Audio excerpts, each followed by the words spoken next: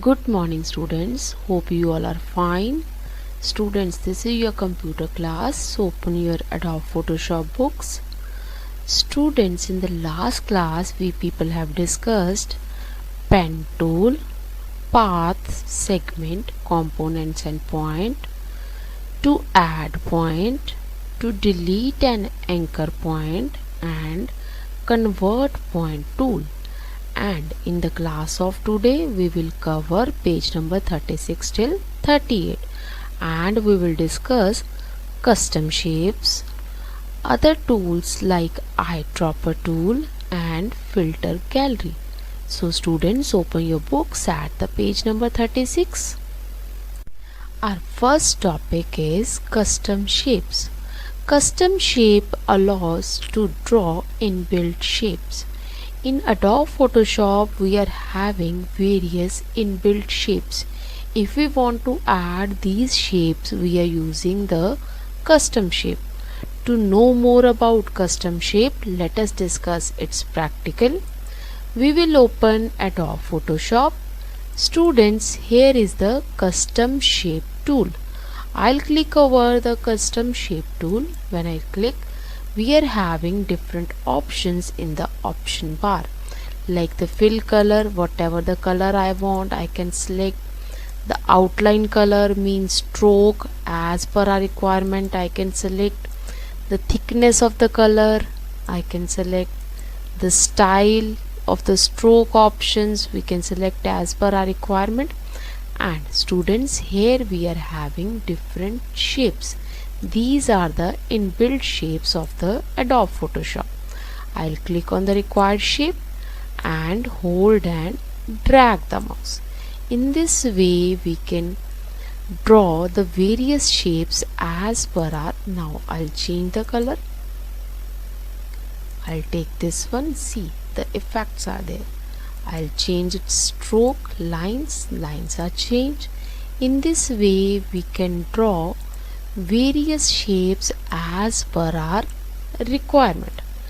Clear, students? Now let us discuss the steps to use custom shape.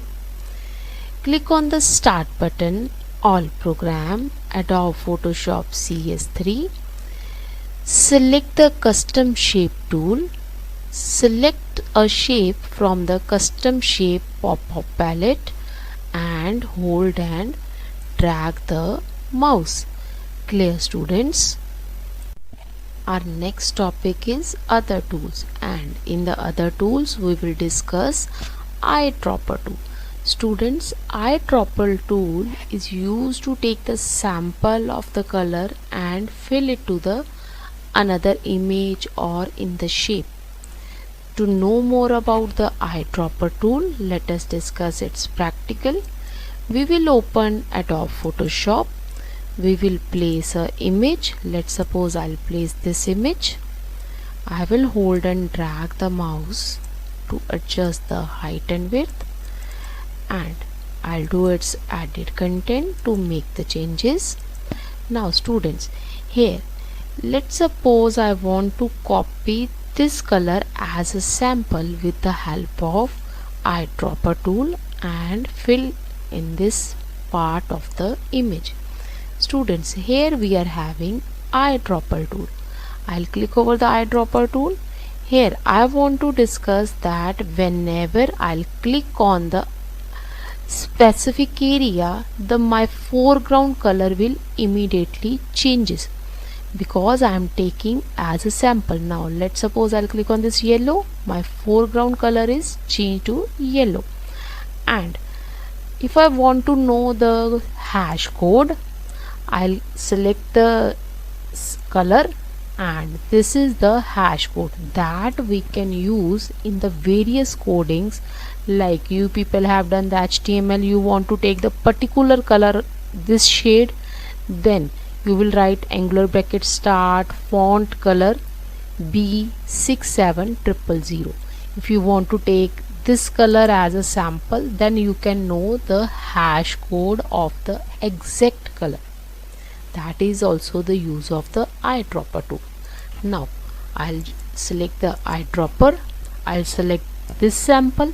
Now With the help of paint bucket tool, I will fill the same color. Now see, the same color which is there, dark green, that is filled over there. If I'll take this yellow color as my sample, now I'll take this paint bucket. Now see, the same shade is filled over there, means that eyedropper tool picks the color as a sample and fill it to the another area of the image. Clear, students? Now let us discuss the steps to use eyedropper tool. Click on Start button, All Program, Adobe Photoshop CS3, place an image, select the eyedropper tool, click on the color which you want to take as a sample, select the paint bucket tool and click at the required position in your image where you want to fill that sample. In this way we can use eyedropper tool. Next topic, we are having filter gallery. By using the filter gallery, we can apply more than one filter to an image. We can rearrange the filter and change the setting of each filter we have applied. Now let us apply the filter to the image. For that we will open Adobe Photoshop. I'll take any image as per my requirement. Let's suppose I'll take this image. Place. Now hold and drag the mouse to adjust the height and width. Now edit content. OK to make the changes. Students, here we are having filter menu. I click on the filter menu and we are having the filter gallery. I'll click over there.